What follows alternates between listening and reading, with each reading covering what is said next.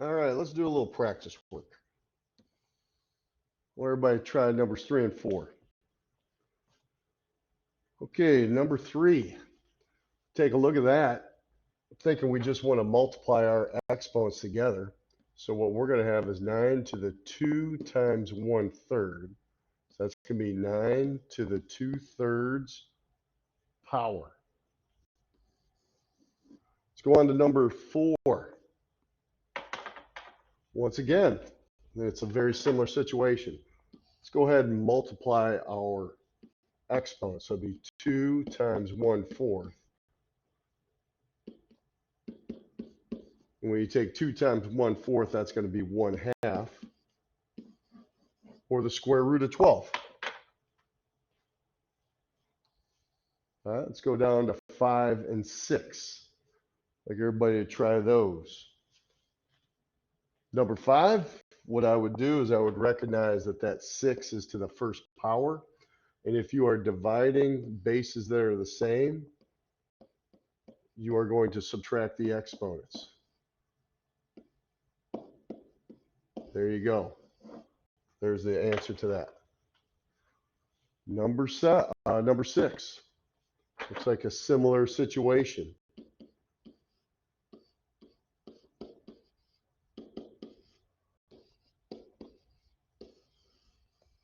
Okay. There's the answer there. Let's go down to number 7 and 8. Take a look at those carefully. Now, both of those look like similar problems. And what I would do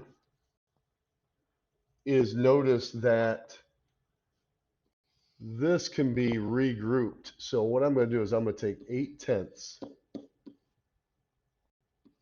make that to the 4th power, and then keep it raised to the negative 1/4 power.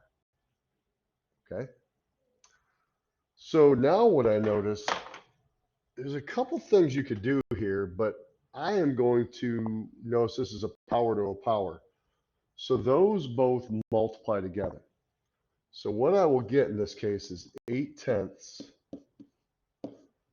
to the negative first power, which is a reciprocal, which basically a reciprocal flips over fractions. So this will be 10/8 to the first power. Once you flip something, the exponent changes to a positive.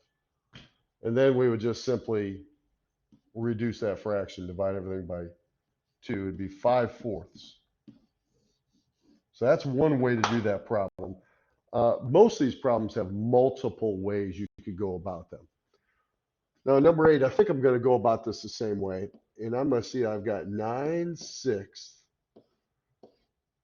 is really to the 3rd power. And then I notice it's still to the negative 1/3 power. So I am going to go about this the same way I did the others. I'm going to multiply these exponents. So this will leave me with 9/6 to the negative first power, which, because it's a reciprocal, flips these over. So what I actually get is 6/9 to the first power. And if I reduce that, dividing both by 3, it's simply 2/3. Let's see if we have another set of problems down here. All right, let's go to the next slide. Okay, how about 9 and 10? Those look similar, don't they?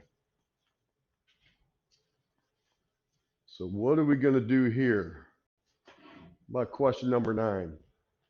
Now, what I notice is inside the parentheses, I've got the same bases. So what that means is that I can add these exponents together. So this will be 3 to the negative 2/3 plus 1/3. So that's like negative 2 plus 1 is negative 1/3. And it's being raised to the negative 1 power. So what I'm going to do is notice that's a power to a power. I'm going to multiply these exponents. It's going to be 3 to the 1/3 power. And that's simplified. Let's do number 10. It should be something similar. Okay, now same thing. I think I could go ahead and add together my exponents. 1/2 minus 3/2. So that'd be like 1 minus 3. That'd be negative 2/2, which is negative 1. But it's still raised to the negative 1/4 power. So I will multiply these exponents, and I'll get 1/4 power of 5.